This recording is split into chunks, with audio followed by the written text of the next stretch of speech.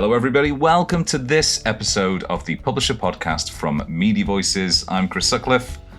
In this podcast, myself, Esther Keziah-Thorpe, and Peter Houston take a look at the people and products powering publishing. It has been a long time since I had to do that alliteration. This episode, you're going to be hearing from Tim Huelskamp, CEO and co-founder of 1440, a daily curated newsletter that now reaches over 4 million daily readers, and there's also a challenge I'm going to set you before we actually get to the interview. We're delighted that this season of the Publisher Podcast and newsletter is sponsored by Memberful, a best-in-class membership solution for independent publishers and journalists who want to diversify their revenue stream and connect with their audience. Now, if you've ever had to do any community management, you know that done right, it can be an incredibly powerful tool, not just for outreach, but for keeping people around and in your ecosystem. Well, Memberful offers all that and more. It can advise you on how to use Discord, which more publishers should be using, by the way, all the way through to some of the more commonly used community management tools. Memberful lets you offer membership perks and exclusive content to your loyal audiences, giving you full control over who has access to your articles, newsletters, podcast episodes, private community chats, and more. You can take control of your publishing business this year with Memberful. Visit memberful.com/publisherpod and get started with a free trial. As I mentioned, this week I was lucky enough to speak to Tim Huelskamp, who is CEO and co-founder of 1440. We spoke about finding white space in the newsletter market, whether the claim to be unbiased is a selling point for modern audiences, and what it means to be an employee-owned media organization. However, for me, the most interesting part of the interview was born from the fact that Tim has only recently joined the media industry.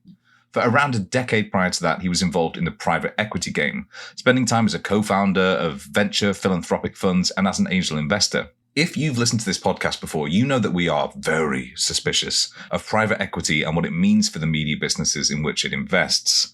So I was surprised and a little delighted, to be honest, to hear Tim take a very nuanced view, some might say pleasantly cynical at times, of that subject.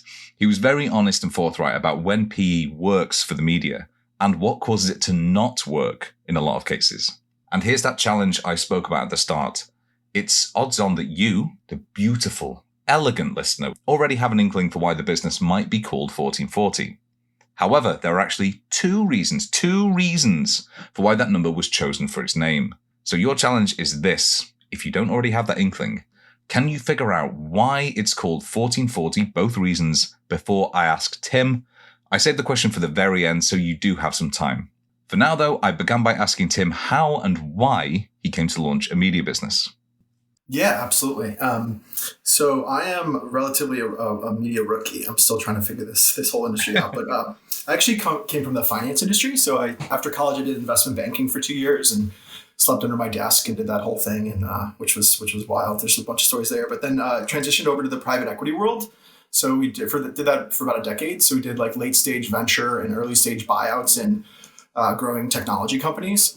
Learned a ton there. Really loved the work. And then after about 10 years there, a larger private equity firm bought us, and they were kind of like, you can stick around or you can take this exit package and try to figure out what you want to do next. And up until that time, I'd always been like very entrepreneurial. I did some angel investing, like, I had a CD burning business in high school. Don't tell anyone, it might have been illegal back then, but sold lemonade when I was in 5 or 6 years old. So I always really liked to build. And I basically said, I was 32 or 3 at the time, and basically said they're basically paying you to go try to build a company. So I had a real luxury there that I had some time to kind of think about what to do next. And while I was thinking about what to do next, we came up with the concept for 1440.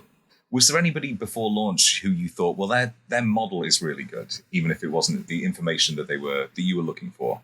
Where do you take inspiration from? I should say, we stood on the shoulders of some giants. So there were some folks that did this before us, and we saw the very clear playbook that if you can find white space in an industry and then deliver for an audience, there's a playbook here to scale these businesses. So, right at the time, I think Axios was just about launching, but before then you had, the Skim here in the States, and Morning Brew was just getting going. You had the Hustle, which got acquired by HubSpot a couple years ago. So yeah, you had all these companies that, when you listen to the founders, and I kind of put my venture capital hat on at the time and was looking at them and said, oh, wow, if you can actually find white space and the market's big enough. I think that's one of the issues you have to relate to as well, is the total addressable market large enough for the for the idea to exist. But if you do that, if you delight your customer, because this whole business model is built on delivering to the customer every day, and then like retention, like they have to open it, every day or almost every day for multiple quarters, if not years. So you really got to delight the customer. But if you delight the customer, having a big white space, these business models are really wonderful. Nice. Well, fantastic. You've teed up so many questions already with that. You've reached 4 million daily readers now. Is that right? That's correct. Which is a huge milestone. I wonder, what do you think that the audience comes to you for primarily? What is its USP compared to some of the other outlets that you mentioned? Yeah, I think it's exactly what Drew and I felt early on when we built the product, which is, I'm a doctor. I have 3 kids at home. I want to know what's going on in the world. I want to learn fun, fascinating things as well. And I just don't have time to go to all these different places all over the internet. Like, I'd love to, but I don't have 2 hours to sift through 30 different websites and look for all this stuff. And 1440, I trust them. Like, that's a huge part of it. They trust us to deliver this knowledge to them. And then they know that they can come in, they can pop in. It's kind of a choose your own adventure, right? They can go down the page and, oh, that story's not for me. Or even like that section, the business and market section, I don't really care about that. But I want to learn about science and technology, or our et cetera section, which is where you find a lot of the fall foliage schedules and Michelin stars and best, 100 best photos of the year, a lot of fun, fascinating things as well. I think it's just really it's exactly what Drew and I had originally, which was, I'm a curious person. I like to learn a lot. I want to kind of choose my own adventure, and I want to trust everything in here, and I don't want to waste time. I want efficient knowledge into my brain as fast as possible. Nice. I like the idea that it's in part for people who will go onto Wikipedia and just give me a random article. I want to learn stuff. I don't necessarily know what I want to learn, but I'll know it when I see it. So that's a really fun way of approaching that. Obviously, 4 million people now reading it daily. Where do you seek out new readers? Where do you find new audiences? How do they discover you? Because obviously that will have changed as you've surpassed various audience milestones, as you've actually sought people out on various channels. So where do you find new people now? Yeah, it's a combination of marketing growth tactics and then also word of mouth. So if you break down our audience, roughly a third of it is kind of word of mouth, referral, someone telling us about, telling a friend. And then about 2/3 of it is our scaled acquisition strategies. So we spend quite a bit of money on Facebook and Google, and we test Pinterest and Quora and Reddit, and other newsletters is actually a great channel for us as well. Podcasts. So we're just constantly looking for the best place to reach that intellectually curious audience. Very nice. It's interesting actually that you mentioned Reddit there, because that's obviously a very discovery-led platform, and so many newspapers now I've seen are advertising on there. And I think it speaks to this ongoing need, not just for independent outlets like yours, but for those legacy audiences to find new readers, because obviously you can't rest on your laurels and say, well, we've hit this target, let's just stop here. Yeah. So I think the way we think about that is we're trying to be the connective tissue between the knowledge seeker and then the incredible knowledge that's already on the internet or on media properties that they can't find. So if you really break it down, that's what we do well, is we have really smart people on our editorial team that are reading the entire internet every day, and they're looking for like fascinating insights or updates on what's happening in the Middle East. And then they're basically summarizing it, and they're saying like, this piece of content is the best thing we found on the internet, and you should read. If you're going to invest 10 minutes of your time learning about X topic, this is the best place to do that. So I think that's what we think the massive opportunity is like this. The more we hear from our readers is it's like just being that connective tissue between the knowledge seeker and the actual knowledge itself. We think like, sometimes with the media companies, like, by design, of course, but they only cover their stories, right? Which makes sense, right? They've invested tons of capital into them. They have trusted brand voices. But if you're a consumer, there isn't one media company that can deliver everything to you. So what we think the opportunity really is on the consumer side is be that connective tissue, be that curation layer that goes around and says, okay, there's all these wonderful pieces from all these journalists, and we're going to put them in front of you so you can rapidly find them. That makes a lot of sense. So we've got ethos, which is very strong. We've got discovery, which is, something it seems like you're actually solving fairly well. Now, obviously, with your investment background, the next piece of the puzzle is return on investment, is revenue. So could you give a brief description about what the revenue model actually looks like at the moment? We're a startup. We don't need to worry about revenue, Chris. Just kidding. Just kidding. No, we've focused on that from the very beginning. I think one of the things we tried to do here was get to profitability as fast as possible. And just from my time in private equity venture capital, I saw a lot of companies maybe like get a little too far ahead of their skis, raise a little bit too much money. We've all seen the stories on what happens to the businesses when they do that. So we basically tried to do kind of like a Warren Buffett approach and take things a little bit more slow. But yeah, the way that we monetize is essentially, so because our audience of 4 million, if you actually break down the audience, a third of them have a graduate degree versus about 10% of the United States. They're 50-50 male, female. They're about a third Democrat, a third Republican, a third independent. They're spread almost perfectly across the US as well. So it's kind of this, 90% of them have a college education. So they're basically like kind of the doctor, banker, lawyer, consultant class of America, again, that wants to know all this information. And those are pretty desirable people. So a lot of times with education comes affluence as well. And then also when you put on top of that, they don't have a lot of time always to like learn about new products and solutions. Because again, they're doctor with 3 kids at home. They don't have time to go look for new things. So they actually like, believe it or not, we actually get a lot of this feedback from our readers. They like learning about new products as well. And we vet every partner, and someone on our team has used all the products that we represent, because it gets back to trust there too. We basically have this audience that's we like to say they like to be healthy, wealthy, and wise. So about half of the partners are from the financial services industry.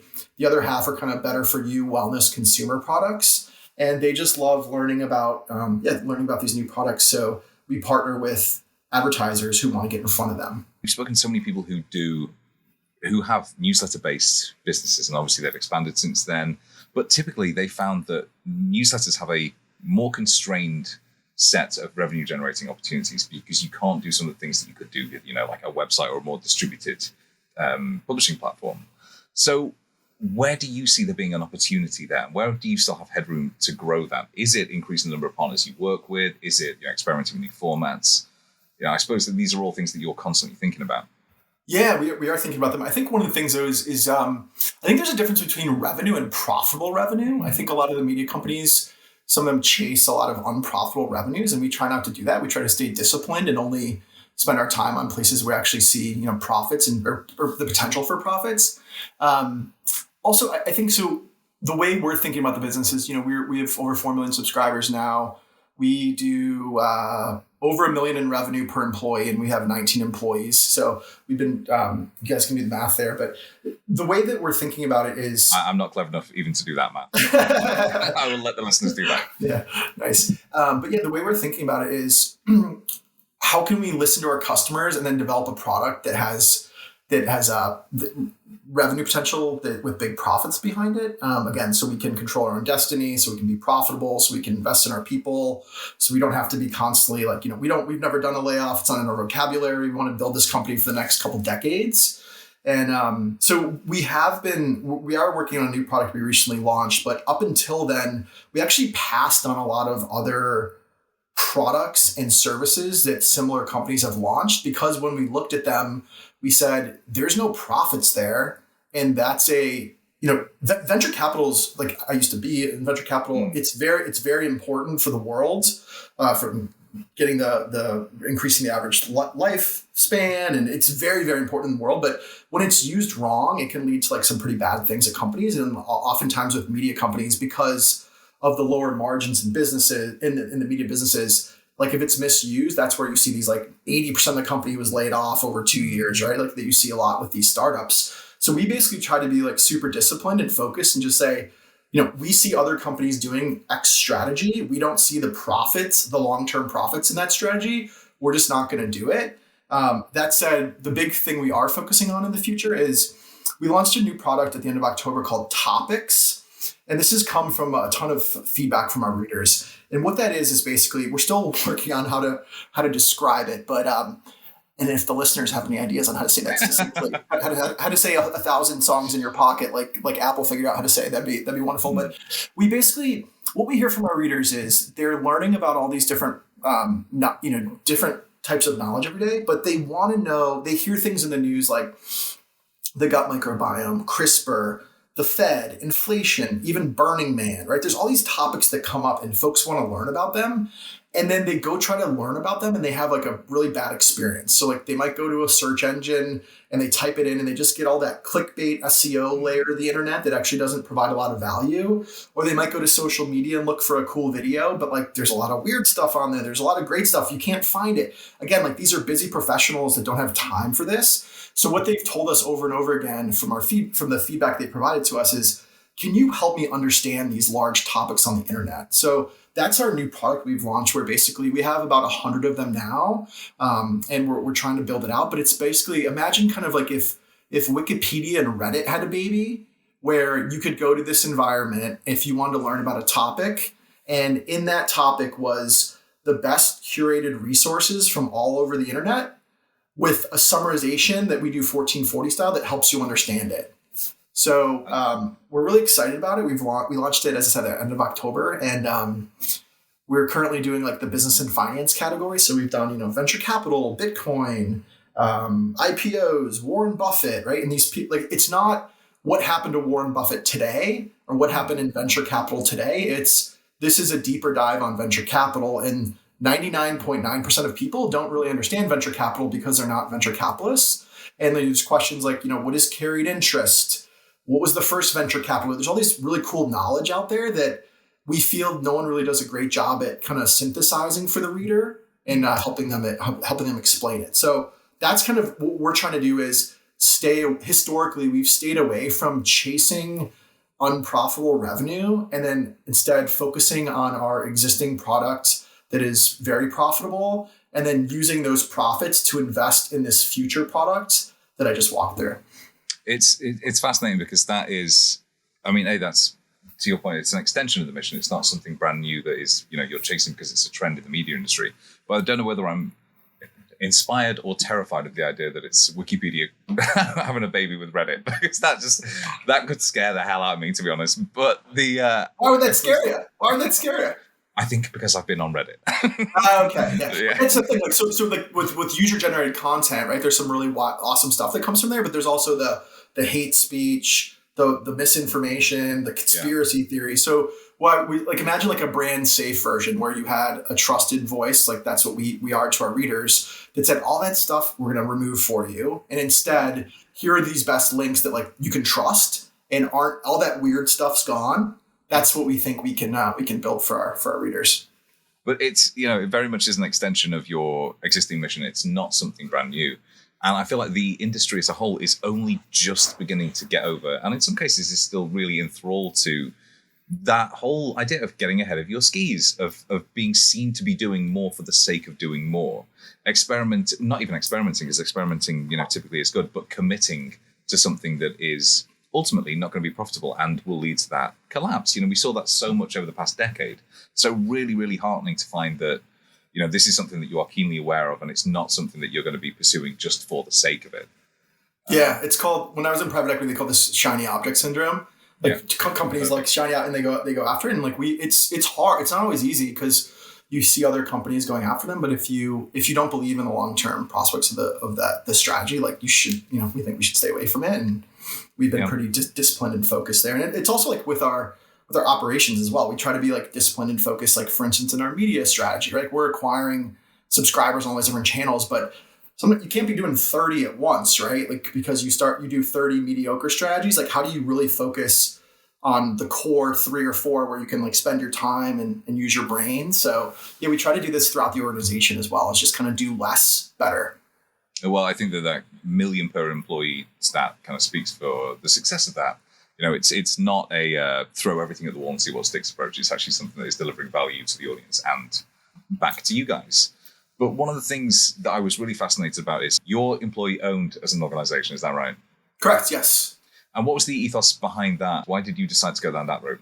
Yeah. So a couple of things. One, my time in private equity, I think I learned the power if everyone in your team has equity and everyone's rowing in the same direction. And also like when you win, everyone wins. I think that's a real awesome power. The second one is, we did go out and try to raise venture capital very early on. And the story there we heard was,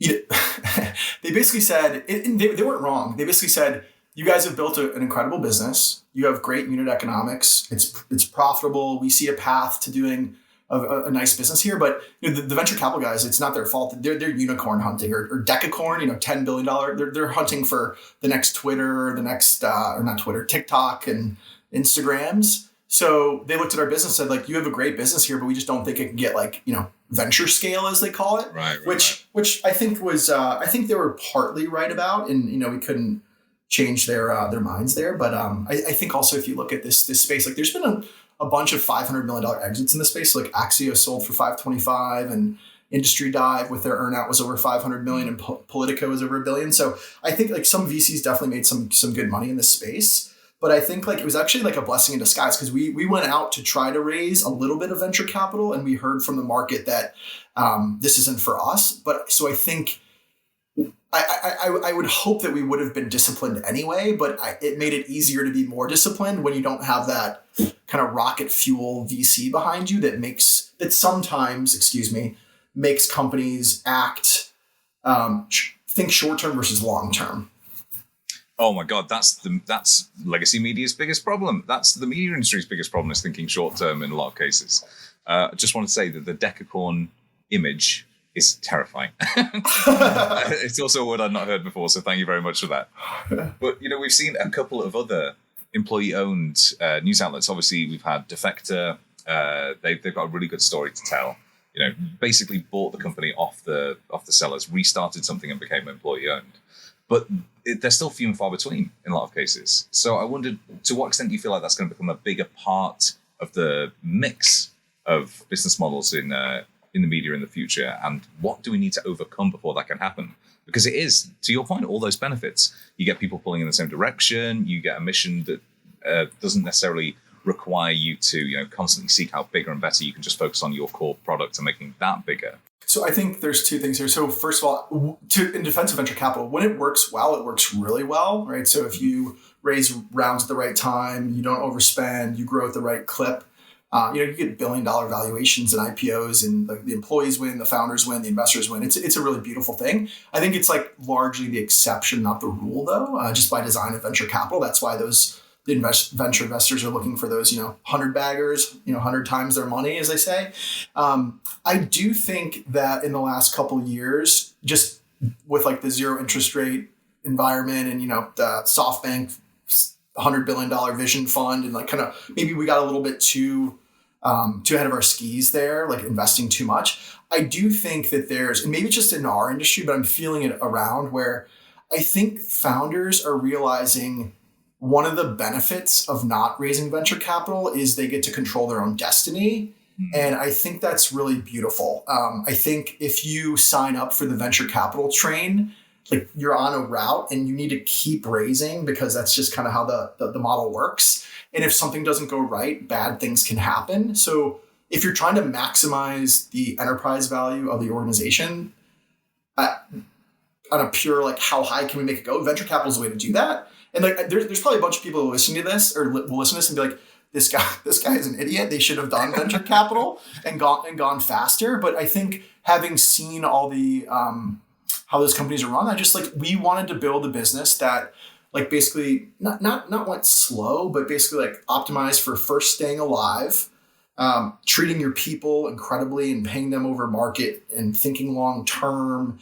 and reinvesting your profits. Kind of some of these old school business models you see from like, that's why I always use Warren Buffett as an example. I think he's like perfectly embodies what these companies are. So I think you're seeing a trend where companies are starting to say, you know what, I could do that big venture thing and hire 1,000 people and go for it. But like also maybe I want to like get to know my people a little bit better and like slow down a little bit and like build substantive products. Not that they don't, but just build the business like a different way where I get to control my own destiny. And again, like maybe the valuation's much lower, but you get to make the decisions. I always say to my team, like actually on our year-end meeting, we talk about this. We have the very rare privilege that if we want to launch a product and it makes sense and we all believe in it, we can go launch that product. A lot of times if you're backed with investors, they can be like, nah, your board can just tell you like, no, it's a cool idea, but no, go back to doing that or do this thing we want to do. So it's just like it's a wonderful luxury we have. But I do think there's this shift a little bit. I think with everything, like politics, the same thing happened, right? We've swung too far in the pendulum maybe. And now I think you're seeing it go back to, let's build a durable company that's profitable, that maybe like, we can work hard at, but work hard for 40 hours at and not be like burning the midnight oil all the time, and, build like a company where we're thinking in decades. So I think you're seeing more of that in the marketplace. Do you agree? Are you seeing that, or what's your take? I would say that I think I've seen a lot of people who are doing it on an individual level. They're all, a group of 2 or 3 people, not necessarily going out to change the world with a new idea or business model, but just doing one thing really, really well. We've had so many people on this podcast who launched a newsletter and then have since built up a smaller medium business around that idea. I'm not sure that it's necessarily healthy for the news and information ecosystem that we don't have too many people doing that, on the scale that you're doing it with, 19 employees and trying to do that there. But I'm definitely seeing it in terms of individuals, and I love that. We need people who are experimenting, who are, to your point, building sustainably, looking forward to decades rather than chasing that short-termism. So fingers crossed. I suppose that's all we can say at the moment. But obviously, we're still struggling with some of those issues which have bedeviled the media industry now for decades, 12, 15 years even. What would you say are some of those biggest existential issues that a lot of places are facing? Yep, I concur. I think about this in 2 ways. So I think both on the reader side and the revenue publisher side, it's capitalism. So you have to deliver for the customer. So like on the reader side, right? If we don't deliver the best email roundup for the intellectually curious that's comprehensive and unbiased, we're not going to win. And people will have very many choices to go somewhere else to spend their time.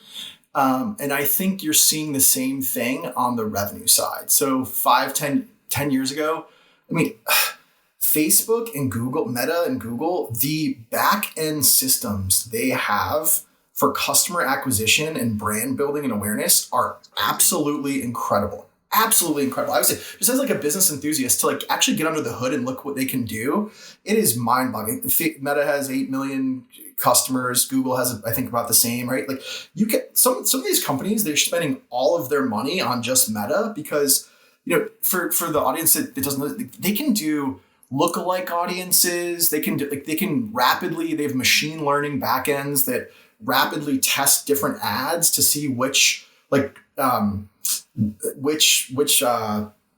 unique value proposition resonates with doctors versus lawyers versus bankers, which colors they like, how to get in front of them. It's mind-boggling, amazing.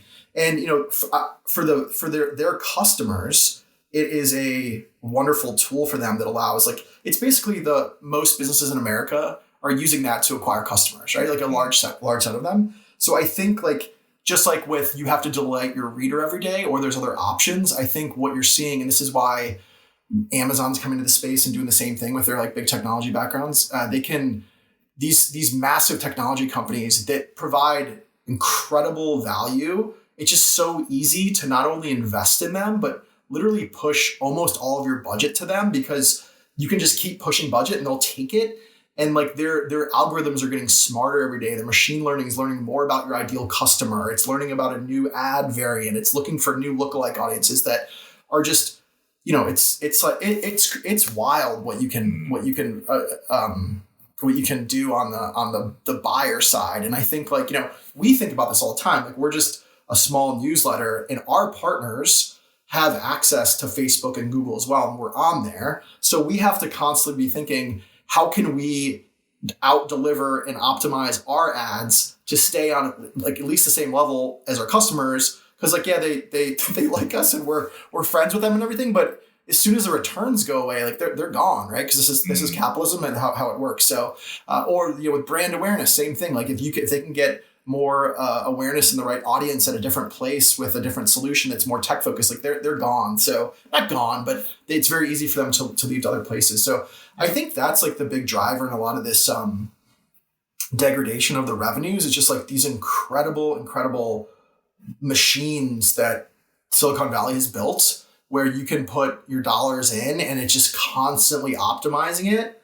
At some media dinners where actually like a very large publisher of a very respected media company kind of was calling out one of the brands for saying, why aren't you investing with us anymore? And he basically said, like, what would you do if you were me? Yeah. Right. So so I think like a lot of the legacy media publishers are working on this, but how do we all as an industry develop better products for the buy side as well? You asked me before, what I thought about where these rather small organizations can actually go. And I've seen a reframing of that discussion in particular.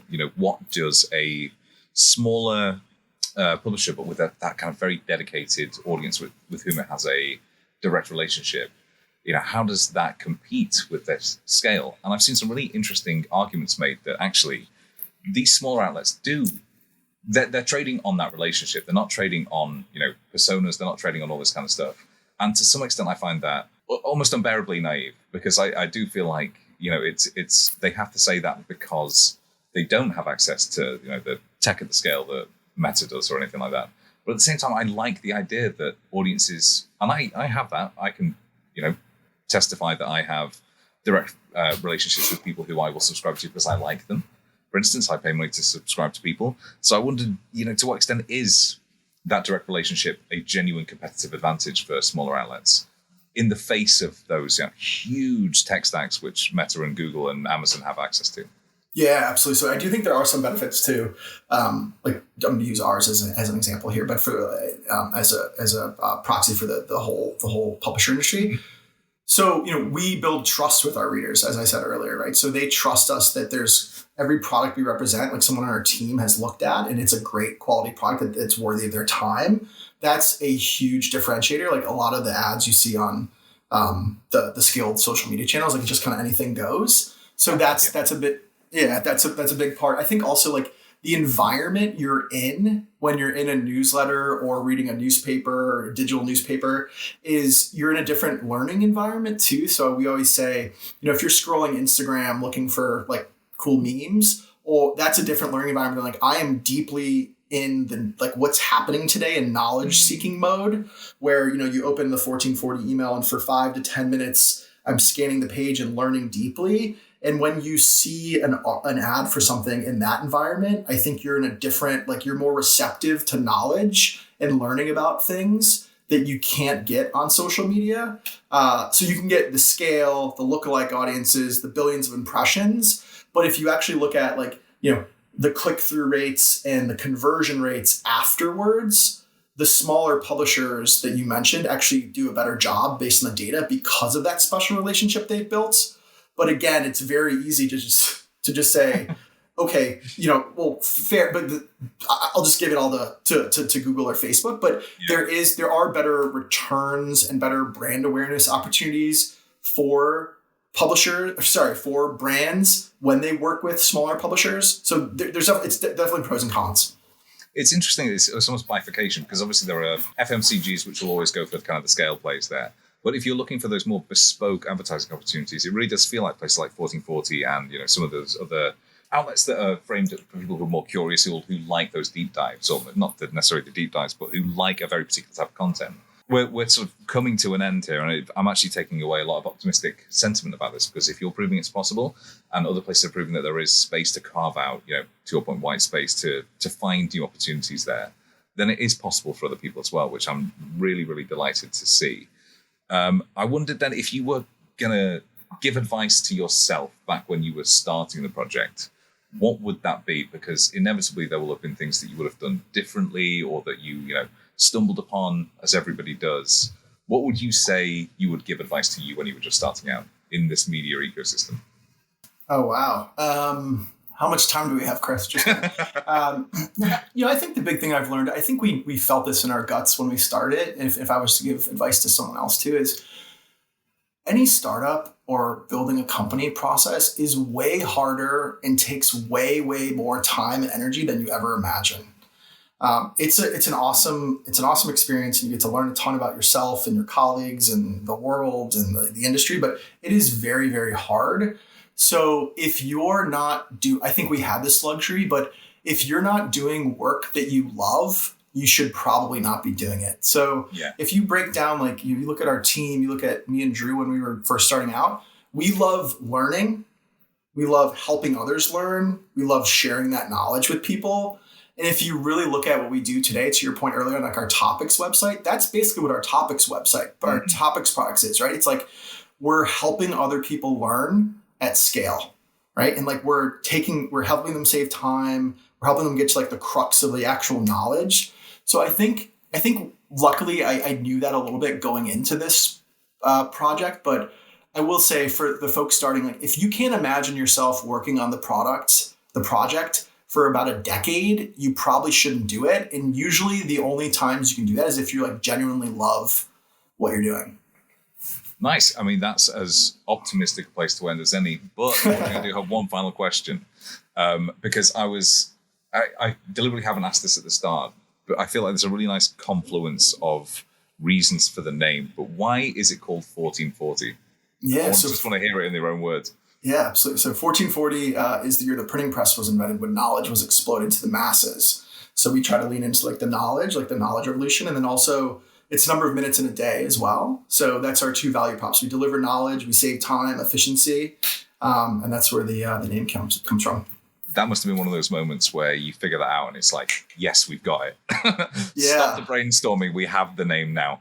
Yeah, we love it. Actually, I remember Drew really loved that name, and it was his idea, and he pushed it. And then we always really liked it. And then one day I was out for a walk and he texted me, guess how many minutes there are in a day?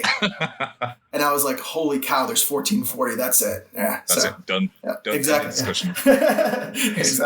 Exactly. Well, Tim, thank you so much for coming on. That has been a fantastic chat. Like I said, there's endless stuff in there to digest about kind of the role of VC, when it's appropriate, when it's not, how you can knock it out ahead of yourself, and you can really concentrate on super serving an audience. So I feel like there's a lot in there that our audience is going to take away. I really want to say thank you again for coming on. It's been a fascinating chat. Yeah, thanks for having me. Kudos on everything you're building. It's really, really impressive. And also, if I can be helpful to the audience, like when we were small, we had a lot of people help us. So I'm just at tim@join1440.com. If there's anything I can do to ever be helpful for young builders or old builders or just folks that want to build a new product, love to help however I can. Well, did you get why 1440 was called that? If so, then I've got good news for you. The prize is that you get to go out for a drink with me and buy me a pint. Thank you so much to Tim for coming on the Publisher Podcast, in which we take a look at the people and products powering publishing. Don't forget that this year you can take control of your publishing business with Memberful. Visit memberful.com/publisherpod. That is memberful.com/publisherpod. You can figure that one out by yourself and get started with a free trial. You can also sign up to the Publisher newsletter by going to voices.media. While you're there, why not check out our archive of podcasts from years gone by? We've been doing this for well over half a decade at this point, and while I wouldn't recommend listening to some of the earlier ones, because I really didn't know what I was doing in terms of audio quality back then, it is really a time capsule for what was going on, what people thought was coming down the pipe, and the correct and wrong bets that publishers made and that we made ourselves as commentators. So you can get all that by going to voices.media. We are going to be back next week with another fantastic interview and insight into the people and products powering publishing. But until then, I hope you have a fantastic week, and I will see you very soon. Goodbye.